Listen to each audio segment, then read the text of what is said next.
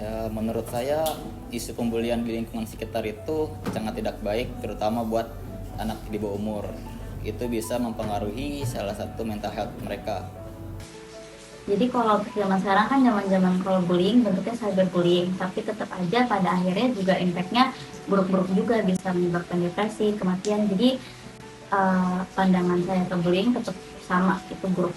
Menurut saya tindakan pembulian adalah tindakan yang tidak terpuji karena korbannya kebanyakan dari kalangan anak-anak, terutama anak-anak SMP, SMA, bahkan anak-anak SD pun tidak jarang menjadi korban pembulian. Dan menurut saya juga peran dari orang tua juga sangat penting untuk mencegah atau meminimalisir tindakan pembulian di lingkungan sekitar. Baik, menurut saya sendiri bullying itu merupakan perbuatan sangat tercela dan masalah sosial yang sangat-sangat serius.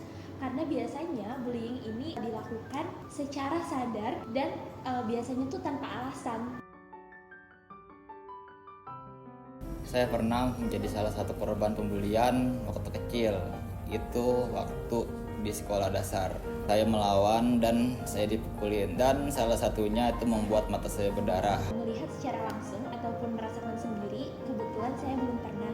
Namun ketika saya mendengar pengalaman dari korban-korban bullying ataupun saya pernah membaca sebuah media mengenai perundungan, itu hal yang sangat berdampak besar bagi kehidupan selanjutnya.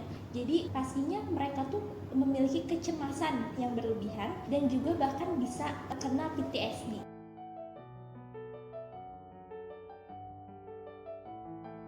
Alhamdulillah saya nggak pernah jadi korban bully, tetapi mungkin ada seperti bercanda-bercanda kecil. Gimana cara saya untuk menyikapi suatu permasalahan atau suatu kondisi yang sekiranya saya tidak bisa dengan maksimal untuk menghadapi situasi tersebut.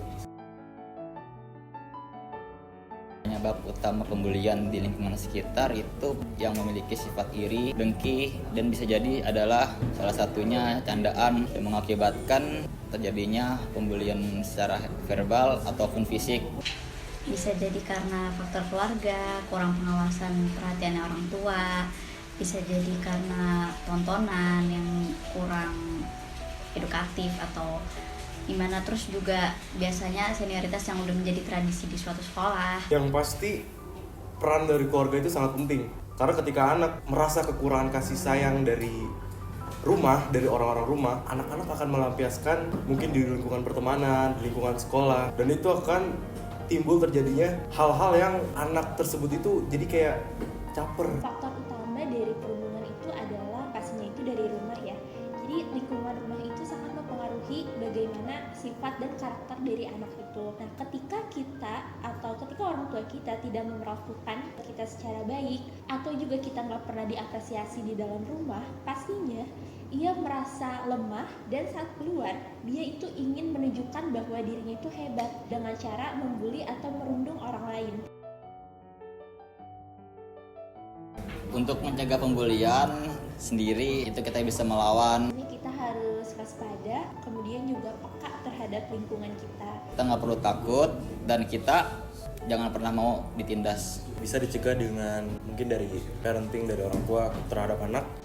Guru bisa kontribusi lebih banyak lagi, mungkin bisa mengadakan seminar tentang pembulian di sekolah. Pemahaman tentang bahaya pembulian untuk sesama. Belajar mendeteksi potensi dari bullying tersebut. Belajar untuk menghargai orang lain, karena pada dasarnya jika kamu ingin dihargai oleh orang lain, hargai terlebih dahulu orang lain. Bisikanlah terima kasih pada diri sendiri. Hebat dia, terus menjagamu dan sayangimu. Suarakan, bilang padanya jangan paksakan apapun. Suarakan, ingatkan terus aku makna cukup. Luka-luka hilanglah luka, biar senyum jadi senjata.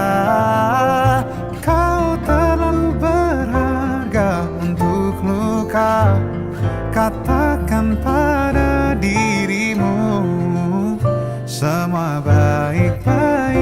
saja.